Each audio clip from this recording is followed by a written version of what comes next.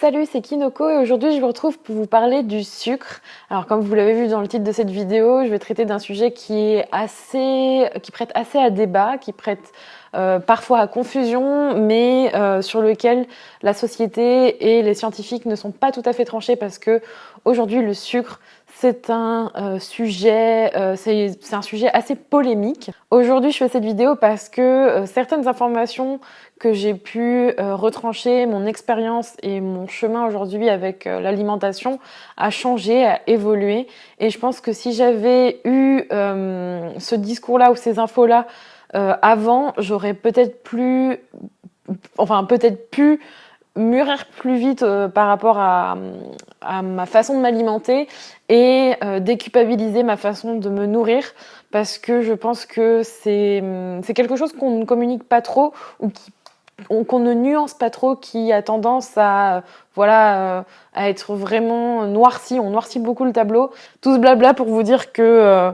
aujourd'hui le sucre c'est une bête noire, clairement. Fut un temps c'était le gras, aujourd'hui c'est le sucre.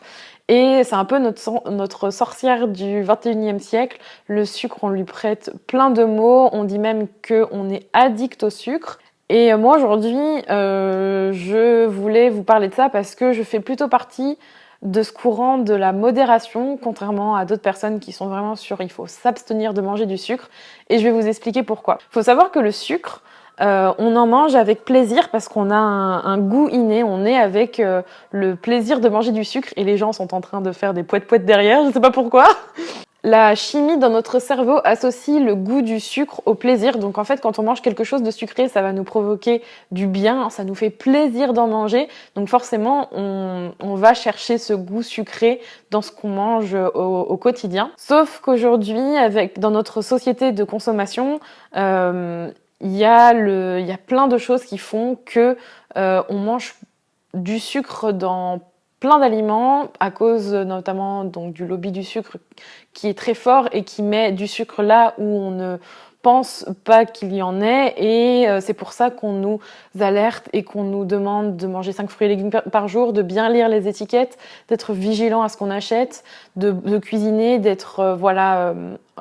informé de ce qu'on consomme, parce que le lobby du sucre est tellement fort qu'on peut retrouver des doses de sucre dans tout ce qu'on mange, dans tout ce qui est industrialisé, donc je mets des gros guillemets partout, mais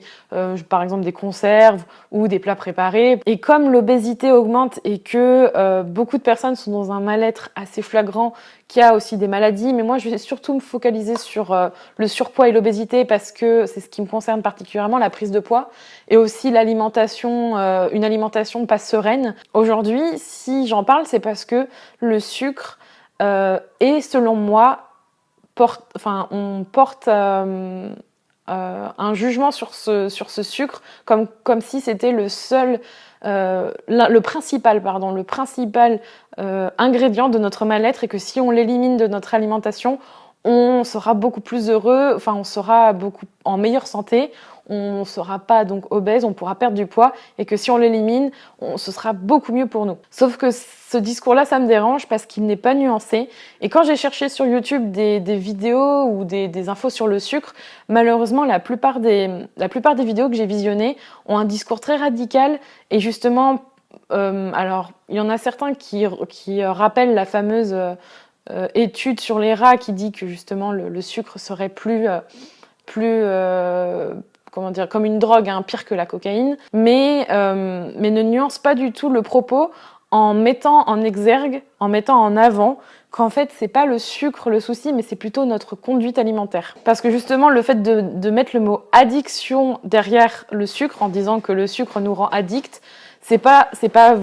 vrai, c'est notre comportement vis-à-vis de ce sucre qui est dangereux. En fait, on est super doué pour faire des raccourcis, et le fait que les médias ont repris en masse cette étude sans forcément nuancer le propos font qu'aujourd'hui on se retrouve avec plein de vidéos qui mettent en avant, ou plein d'articles ou d'infos qui mettent en avant que le sucre est un danger, alors que c'est plutôt le comportement alimentaire que nous avons vis-à-vis de cet aliment-là qui l'est. Je vais citer un psychiatre addictologue qui a dit un truc très intéressant en disant qu'on est conditionné à aimer le sucre, à en apprécier le goût, comme je vous le disais, et que nous pouvons indéniablement comparer la stratégie du lobby du sucre à celle de l'industrie du tabac ou de l'alcool, car il y a une vraie dimension marketing derrière. Il y a vraiment une volonté justement de mettre en avant les bienfaits de ces produits sans forcément nous apporter toutes les clés pour réfléchir. Et ça, c'est quelque chose dont nous devons être informés. Toutefois, je n'irai pas jusqu'à comparer le sucre à l'héroïne ou à la cocaïne, comme ont pu le faire certaines études. Bien que chez certaines personnes, l'excitation sous l'effet du sucre soit comparable à celle sous l'effet de drogue dure, on ne peut absolument pas qualifier cela de toxicomanie. Cette comparaison est criminelle en termes de santé publique. Et pourquoi c'est hyper important pour moi de vous lire ça? C'est parce que je suis alignée avec ça sur les termes en fait. La banalisation de l'utilisation du mot addiction pour moi est grave parce que chez moi ça provoque ça me rappelle en fait des souvenirs ou même des comportements que je peux voir au quotidien sur des souvenirs comme par exemple, mais tout à fait en fait qui partent d'un bon sentiment parce qu'on est tellement conditionné pour faire ça ou pour dire ça dans notre société, comme quand je voulais manger un dessert sucré, qu'on me disait tu manges un dessert sucré mais tu n'auras pas le droit de manger tel dessert sucré ce soir, oh là là tu manges du gâteau mais c'est pas bon pour toi,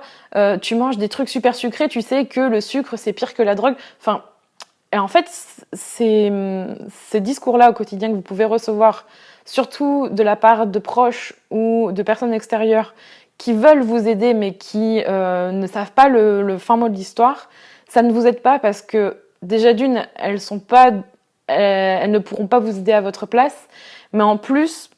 c'est pas l'aliment qui est à blâmer directement, mais c'est plutôt la façon de manger.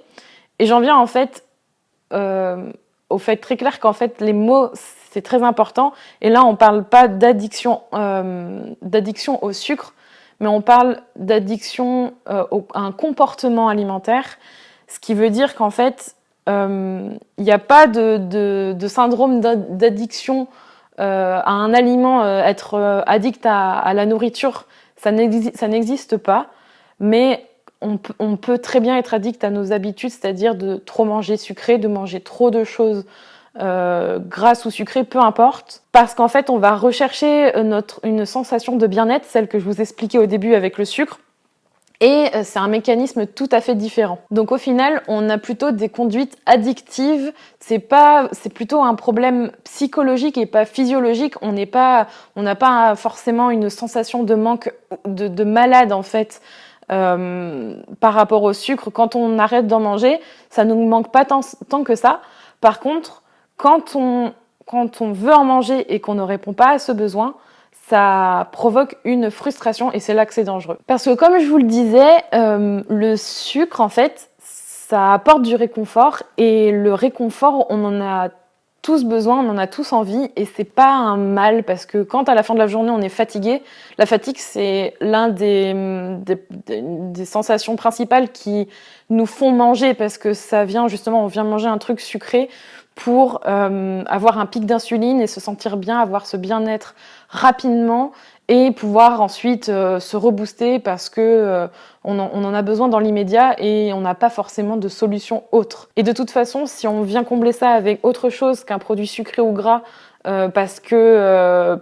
voilà, la société nous dit qu'il vaut mieux manger des carottes à la place d'un gâteau au chocolat, ça va provoquer une frustration à long terme parce qu'au final, on répond pas à cette envie qu'on a au fond de nous. Et ça, par contre, ces envies alimentaires, elles se transforment en pulsions alimentaires et c'est là où on a un comportement, comment dire, pas addict, mais voilà, un comportement de trop en fait. On mange trop, on mange en grosse quantité du chocolat, des gâteaux, et en plus, ça va pas forcément venir nous faire du bien parce que pour qu'un aliment nous fasse du bien et nous réconforte, il faut qu'on le mange parce qu'on a cette envie qui apparaisse, mais il faut aussi que cet aliment, on le mange parce qu'il nous fait du bien, donc ce ne sera pas forcément le même pour chaque individu, mais il faut qu'on le mange en pensant du bien de cet aliment, qu'il nous fasse plaisir et qu'on se sente vraiment bien de le manger, voilà, et c'est comme ça qu'on finit par manger juste un petit bout de chocolat, un petit carré le midi, parce qu'on a vraiment envie de ce petit carré de chocolat et ça nous fait du bien. au lieu de manger toute une tablette et après de se mettre à culpabiliser parce qu'on a mangé la tablette. Et comme on en a mangé 3, on s'est dit, bah voilà, je mange toute la tablette et ça s'appelle une pulsion alimentaire. Et du coup, je fais cette vidéo parce que, honnêtement, moi, ce que je regrette dans le discours d'articles, de vidéos, de personnes que j'ai pu voir, c'est que on met en avant les conséquences d'une trop grande consommation de sucre, mais on ne met pas en avant le pourquoi. Et pour moi, le pourquoi a une trop grande importance par rapport au reste, parce que c'est ce qui, c'est la base en fait de pourquoi vous mangez ce carré de chocolat. Je pense que depuis que je me pose la question quand j'ai envie de manger, quand j'ai l'impression que j'ai faim ou que j'ai envie de manger un gâteau au chocolat et que je me dis, je me pose juste la question déjà, est-ce que j'ai faim ? Est-ce que j'ai vraiment envie de manger ce gâteau au chocolat et pourquoi j'ai envie de manger ce gâteau au chocolat? Juste se poser cette question-là, ça me permet de comprendre pourquoi j'ai envie de manger sucré, parce que on est des êtres, enfin les êtres humains ont des émotions et si on a besoin de réconfort avec l'alimentation, c'est pour une bonne raison. Et quand on comprend mieux l'origine de cette sensation-là, bah, ça permet d'avoir toutes les clés pour faire un choix. Et depuis que j'ai compris ça, c'est d'une facilité déconcertante de ne pas me ruer vers des aliments sucrés, parce que aujourd'hui, même si j'achète un paquet de madeleine que j'aime beaucoup, qui est un produit industriel et que je bannissais totalement de mes placards parce que je me disais que je serais incapable de me contrôler comme une droguée, hein, voilà, comme on fait dans les articles. Si je l'achète aujourd'hui, c'est parce que quand je suis dans le rayon du magasin et que je vois ce paquet de madeleine, et je me dis, est-ce que je l'achète? Est-ce que c'est bien déjà? Est-ce que c'est bien pour moi? Est-ce que j'ai envie de l'acheter? Et si la réponse est oui, et je me dis, mais il faut que je réintroduise ça chez moi parce que c'est à moi de savoir ce que je veux pour mon corps, c'est à moi de comprendre pourquoi je veux manger du sucre et à moi de me poser ces questions pour savoir ce que je veux pour mon bien-être. Et quand on est dans cette démarche-là,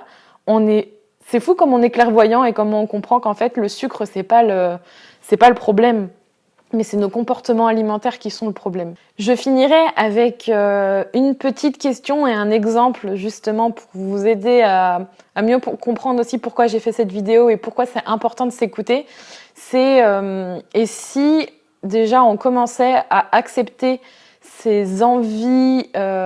émotionnelles alimentaires, ce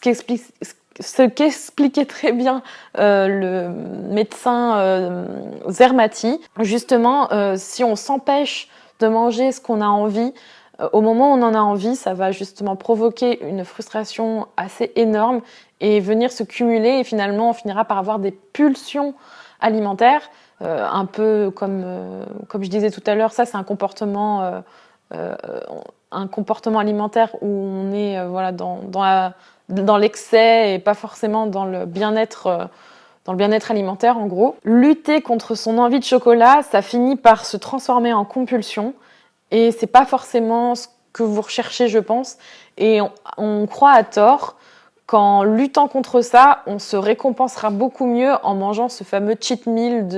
du week-end ou du soir. Je dis cheat meal parce que mon exemple, c'est que par expérience, je l'ai fait longtemps et je l'ai fait beaucoup quand je faisais du sport, c'est de manger sainement, entre guillemets, du lundi au vendredi.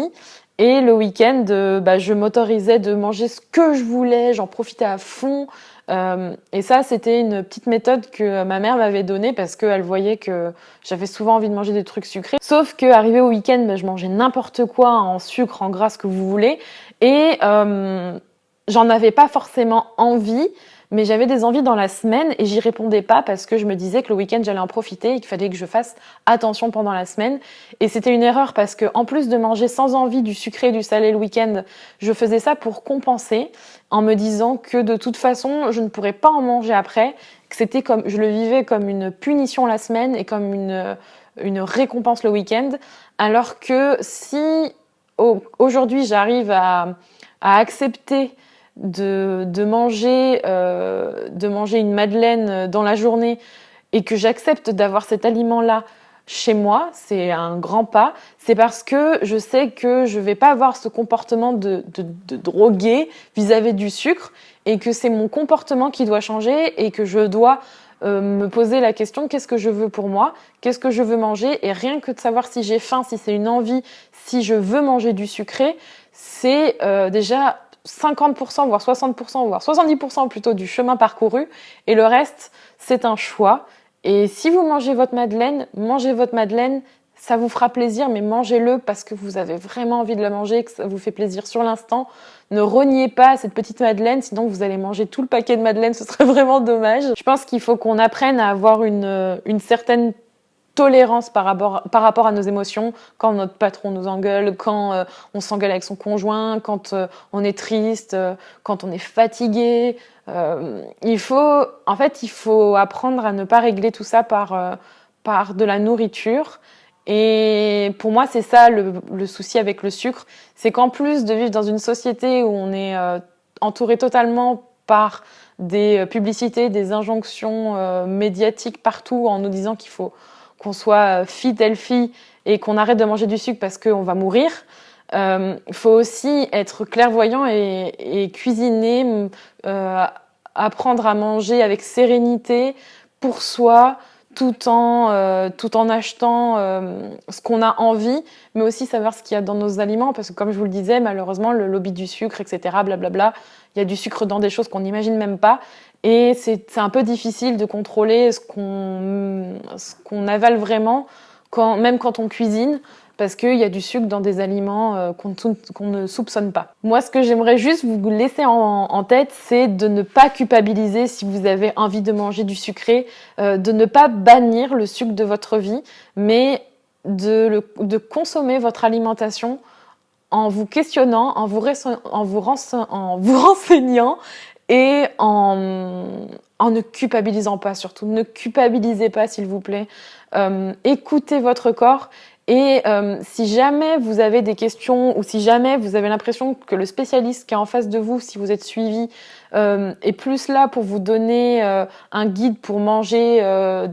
des certaines portions par jour parce que c'est son travail, mais que vous cherchez plutôt une écoute, que vous avez besoin de comprendre